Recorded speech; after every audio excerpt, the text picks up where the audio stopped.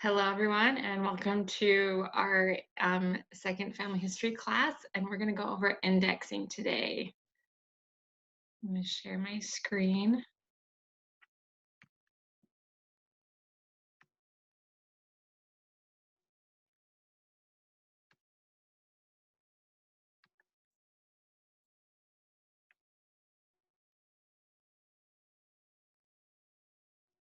There. Hopefully everything will work. There we go. So first, to kind of explain the importance of indexing and why we do it and why the church encourages us to do it, we're going to watch this little video and hopefully it will work for us.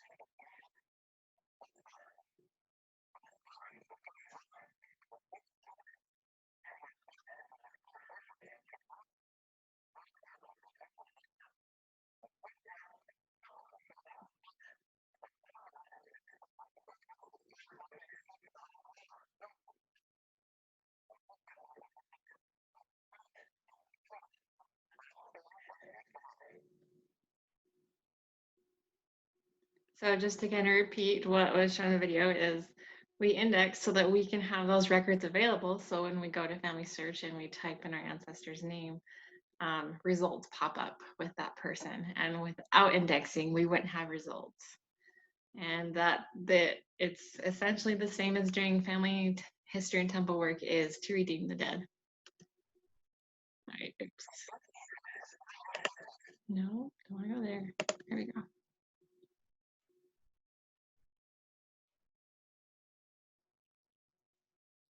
Okay, hopefully it'll go to the next slide. All right. So we're going to go over a little process of how we get records ready to be indexed. And first of all, like we have historical records, whether they're vital records for birth, marriage, and death, census records that count population, and they also have other information added onto that, church records like baptism, marriages, burials, land records, probate records, which are probate is usually wills and how to divvy up someone's estate, histories and genealogies that have been written, and they're located everywhere all around us in our government buildings, courthouses, and libraries in all different languages. And actually here in Monterey County at the public library in Monterey, they have their own little genealogy library in the back of the county library or the city library. And they have all these historical records, and right now they're working on projects on getting all of those records digitized to go online. So you have repositories right here where we all live. So then the next step is we go and we get these historical records and we convert them digitally, taking or scanning these documents, taking microfilms and putting those online. Everything is created digitally, and then they're put away and preserved to um, the best that we can do right now to try to keep the original documents in their purest form.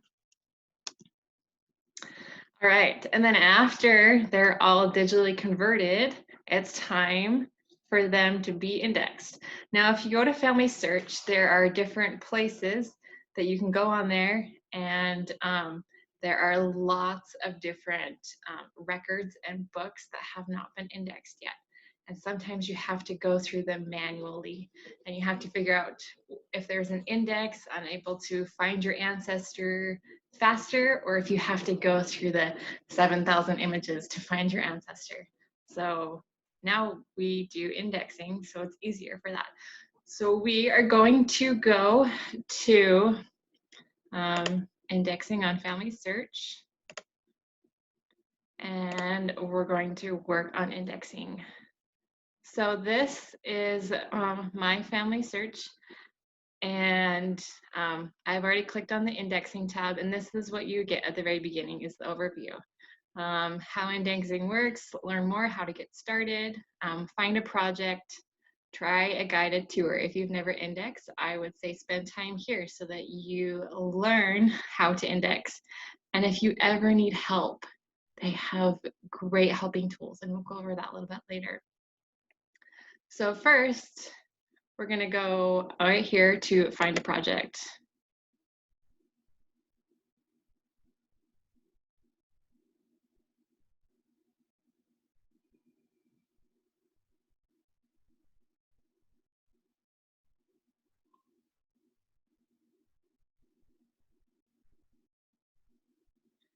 And in our Find a Project page, they have different ways to organize and find projects. So hopefully it'll load. Usually they'll have a map. There it is. There's a big map. So you can find it by just clicking on an area in the map wherever you want. Or you can go over here and click on projects.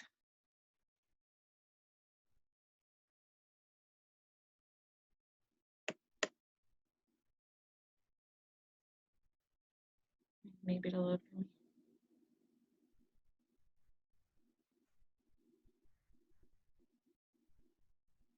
Okay, maybe I'll clicking on the unit. Sometimes on Sundays, things get overloaded because everybody is getting on here. All right. Now you can either search a project by a name, but I usually go searching a project by a language. And there are 21, I believe, languages that the church has here.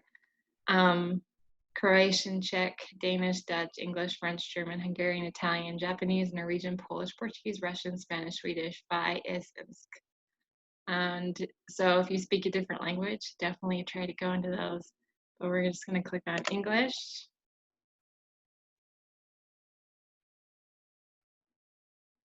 And now it will filter these all to English. So I'm going to click one that I kind of know how to do, and is in the United States. Okay. We're going to go here to, actually, I'm going to explain to you first of what you're seeing here. So this is the title of the indexing project, and you can click on that and it'll drop down the details of it. But right here, you have two boxes. One is those records that have so far been indexed. So 19% of this project has been indexed. And then after you've indexed a record, it goes under review. So somebody else comes in and checks your work. So we want to be as accurate as possible, but it's also important that it's checked by somebody else. And so 12% of these records have been reviewed by somebody. We're gonna click Start Indexing on this project.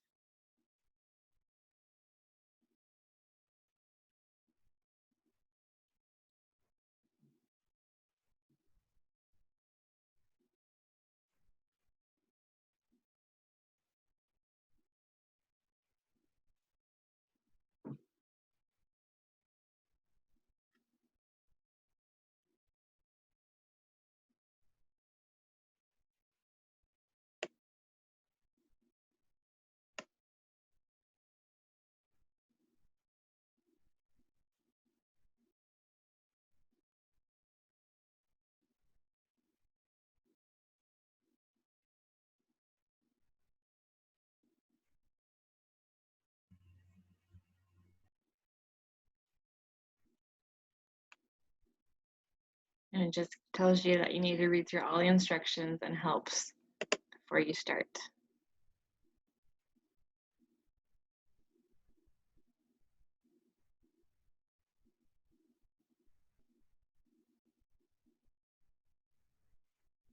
Okay, so let's just go over the project instructions real fast. It says what to index. Records that are still outside of the project date range should still be indexed.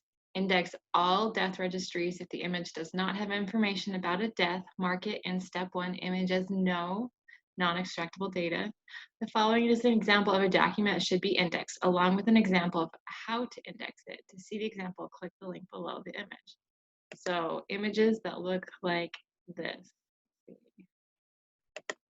See if I get bigger first.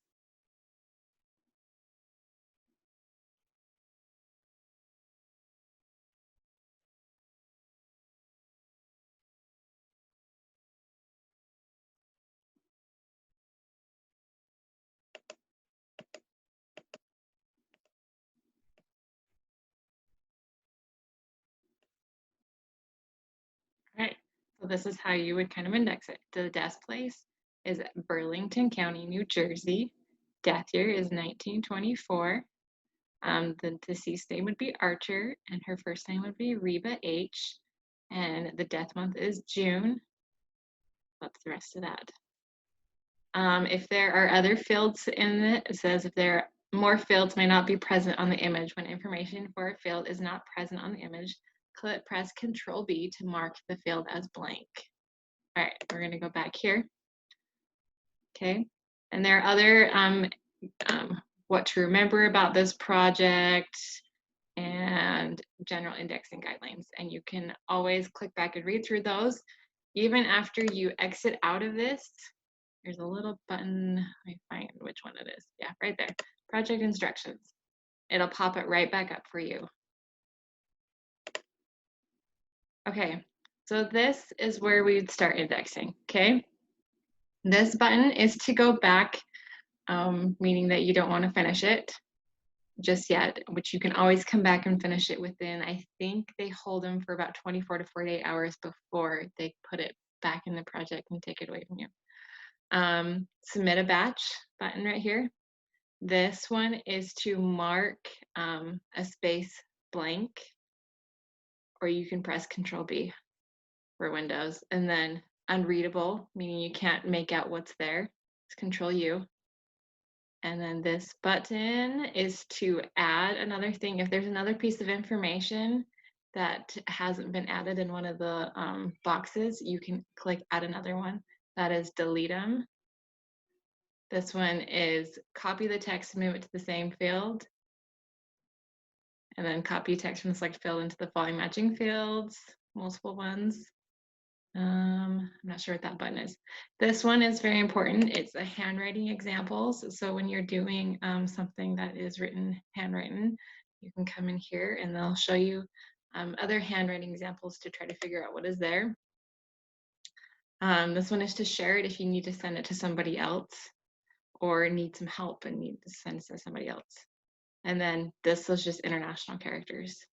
So, but we don't need to worry about that because this one's English. All right, so now our first step is to check yes or no if this document needs to be indexed.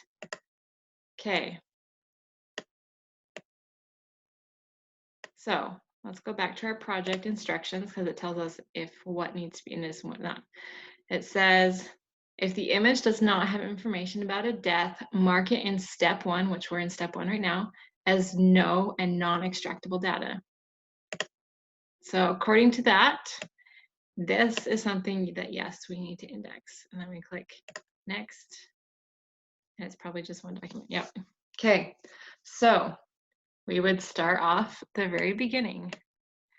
The death place is Asbury Park, New Jersey. The death year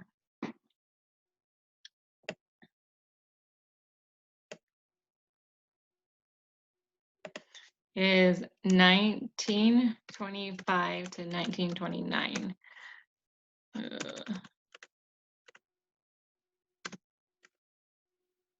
Yes, it won't let me. Let's see if we can maybe figure out which specific year this one is.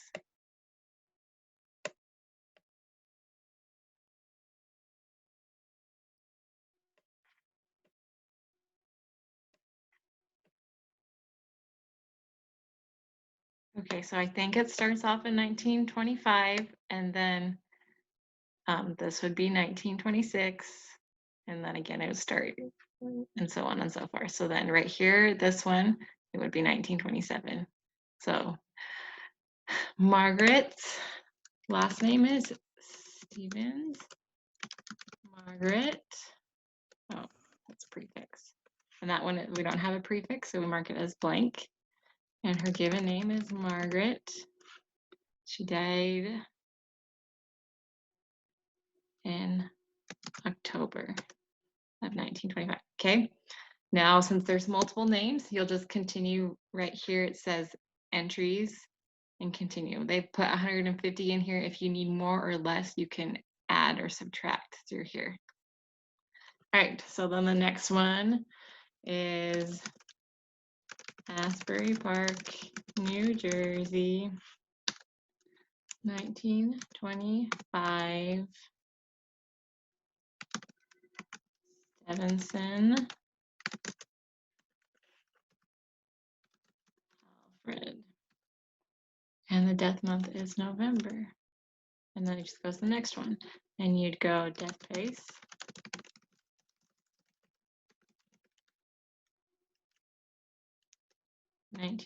Wait, 26 now. And Smith, blank, Mary, February. And then go again. We'll just do a couple more.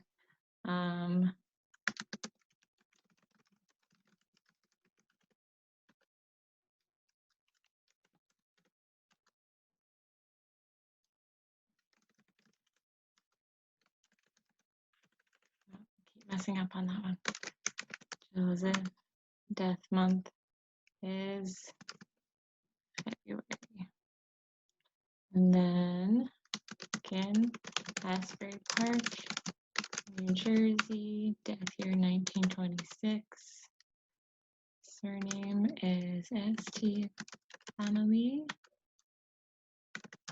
Edward.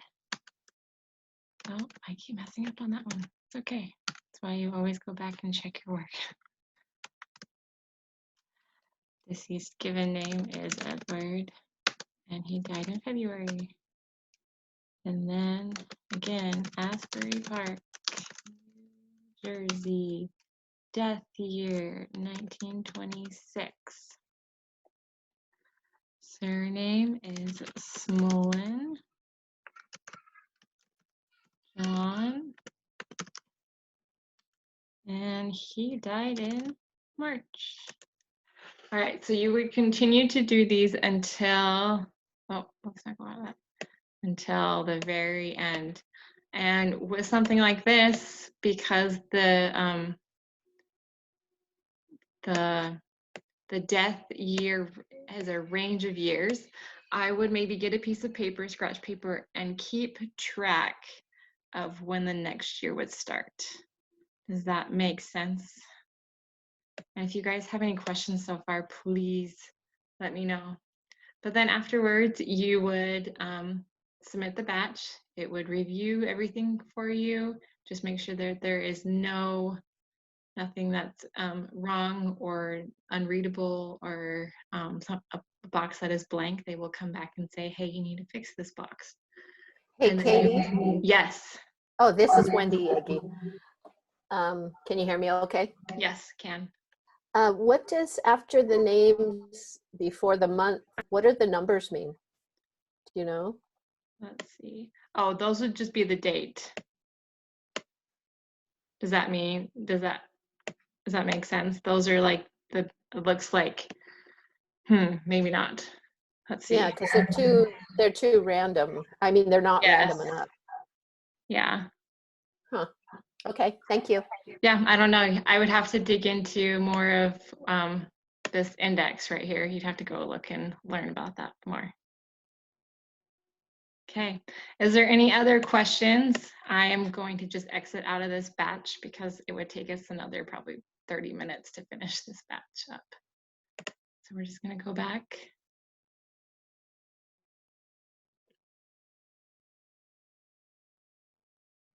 And I want to show you all that we went over this in the first class that we did in June, but I just want to go over one more time. The ward, you're as a member of the Marina Ward, you're already in a ward group, but the bishop and us have set up another group that you are welcome to join. If you go into your indexing and then click on web indexing, it already took me right there. Just make sure everything loads. Oh yes, and if you need to go back, it's right here. You can click on it, and it doesn't go back until the 6th of August. So you have until the 6th of August to do something, or until whatever day is there.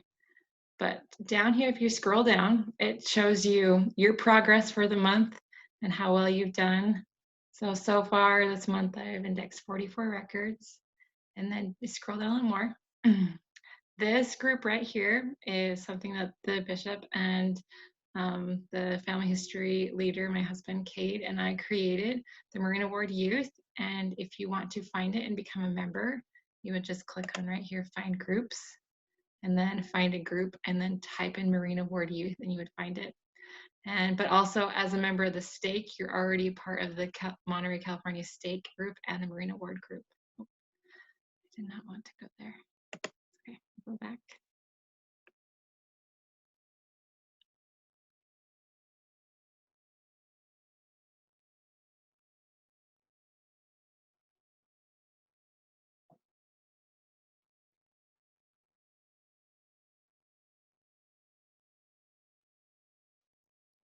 Oh, there we go. And then also again here, this will show you how much you've indexed in total and stuff. So it tells me I've indexed 356 records. I've reviewed 0. And then different messages of different new records you can index, or ones that expired and they've put back in the projects. Okay, now we're going to go over some just tips and tricks and help. Let me share. There we go.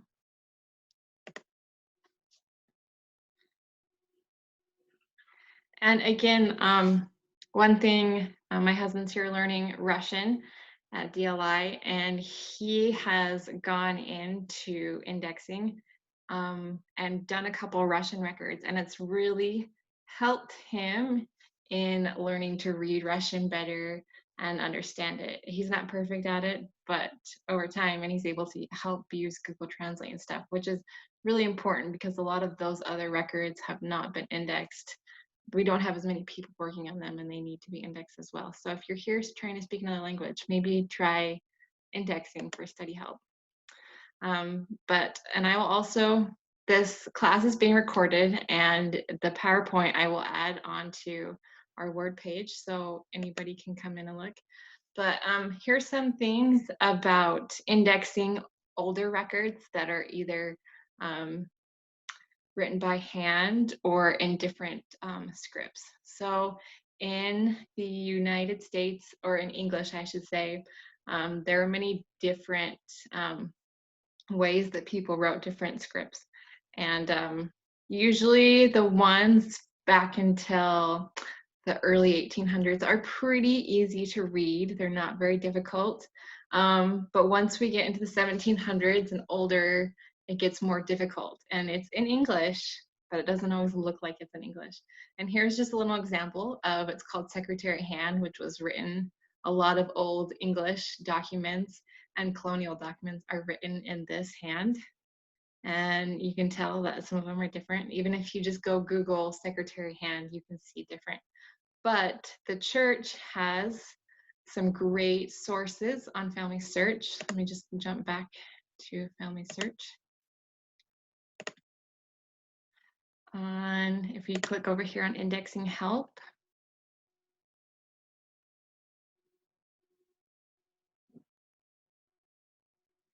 You will get great resources. Let's go right here to language and handwriting helps.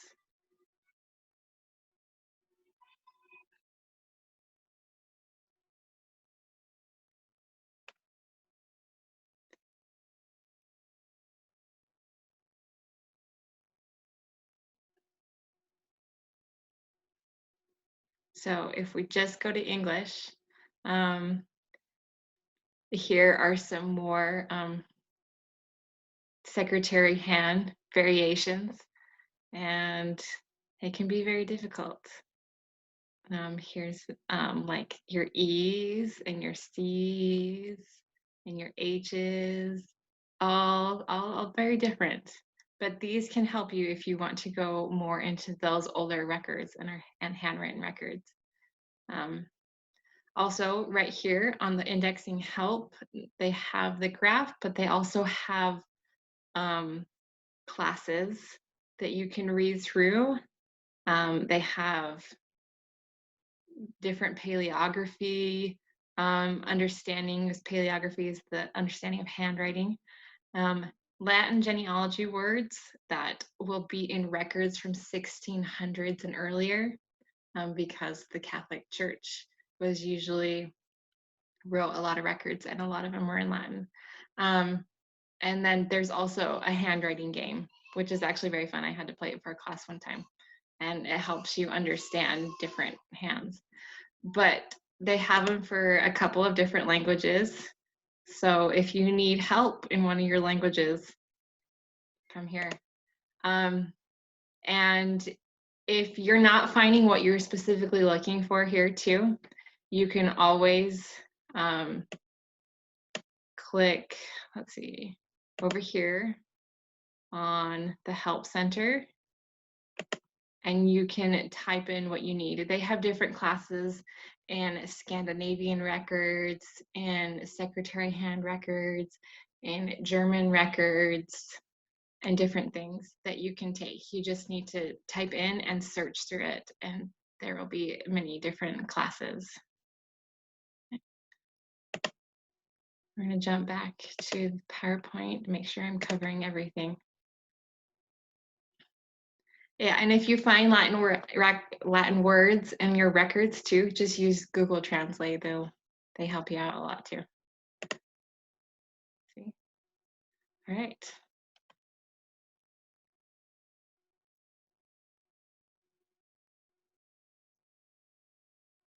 All right, that is the end of our indexing class. Thank you guys for coming. Do you guys have any questions on family history or indexing that I can answer and help you with?